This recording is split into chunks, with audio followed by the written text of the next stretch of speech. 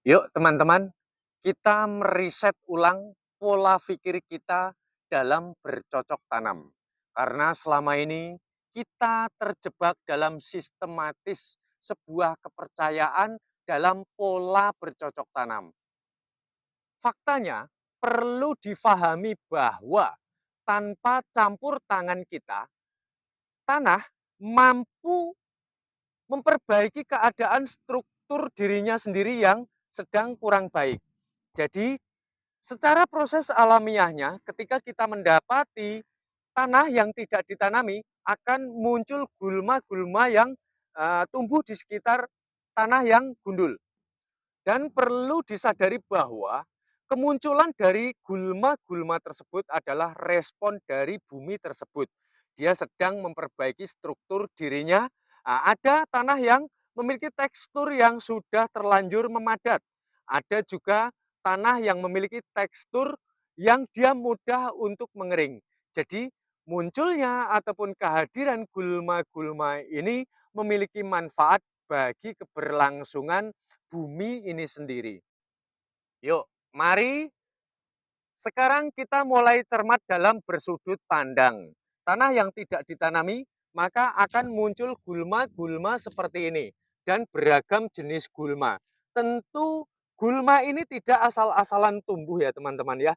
Gulma ini tumbuh, dia memilih dengan keadaan sesuai dengan tekstur tanahnya. Dan sebetulnya dengan kehadiran dari gulma-gulma ini, jika manusia mampu menyadari ini adalah respon, ini adalah sumber inspirasi. Jika kita dapati di tanah yang tidak ditanami terdapat sebuah tanaman, ini sebetulnya gulma ya, gulma liar dari bayam. Nah ini sebetulnya menandakan bahwa bayam ini tumbuh secara otomatis, berarti tekstur dari tanah tersebut ini pertanda ini dia dalam keadaan mudah kering. Nah sehingga tekstur dari bayam menyimpan kandungan mineral ataupun kadar air yang begitu tinggi. Karena kenapa?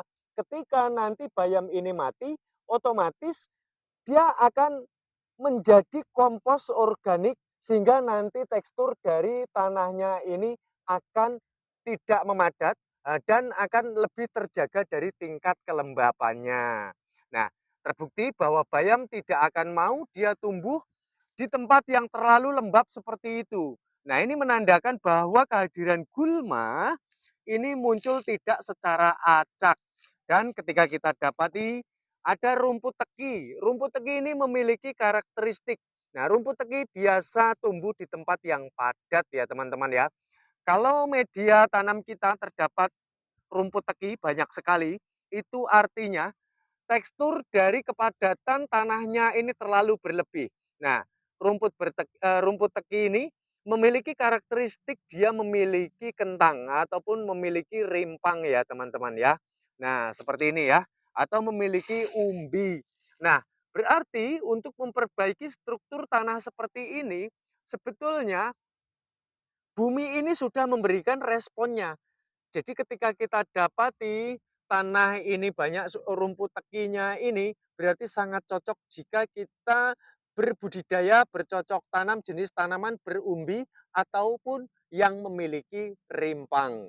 Nah, dengan kita mengikuti kehendak maunya bumi, otomatis mau tidak mau kita akan dapat mencapai hasil panen yang lebih baik.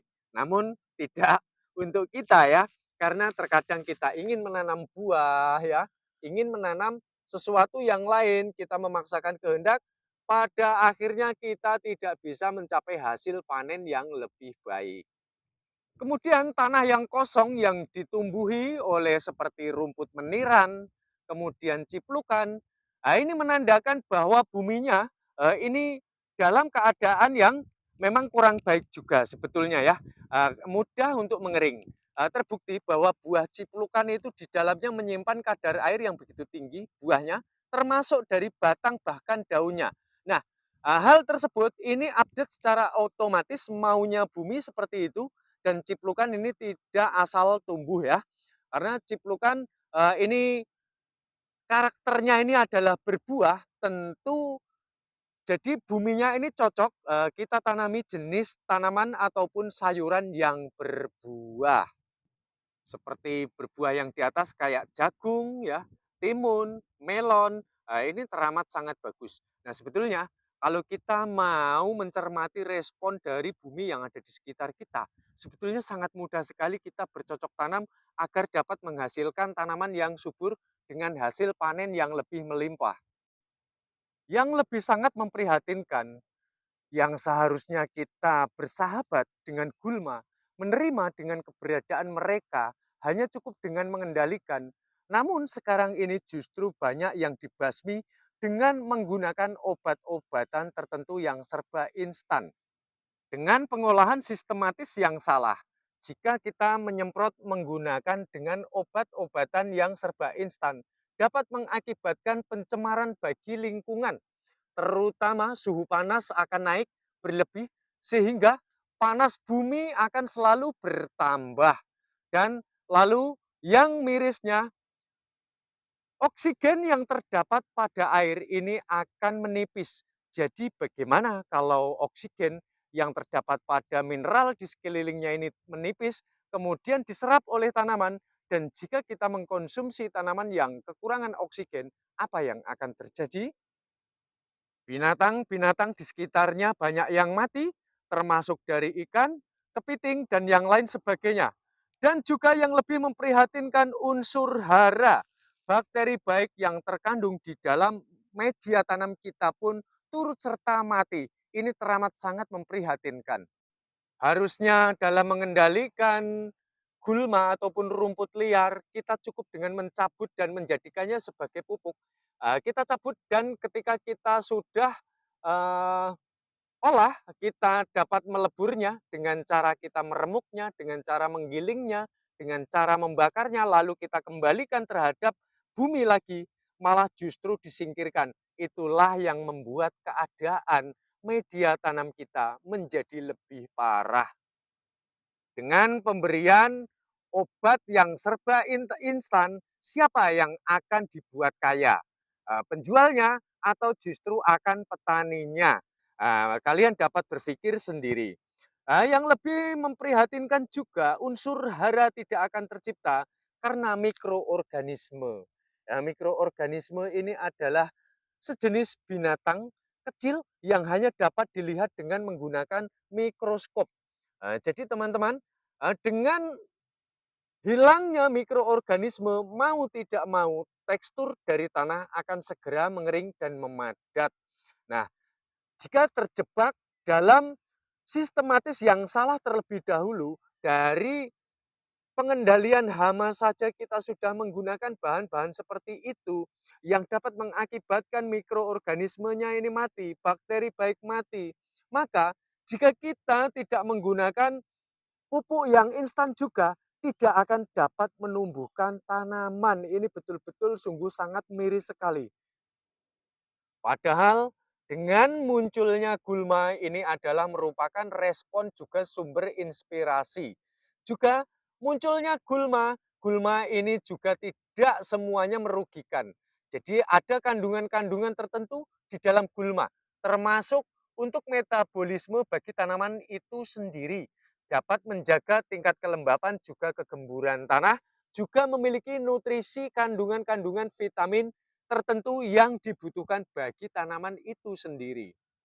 Jadi kita yang sudah terlanjur terjebak di dalam sistematis sudut pandang yang salah, yuk mari kita mulai dari sedikit mengendalikan gulma terlebih dahulu dengan cara yang ramah lingkungan.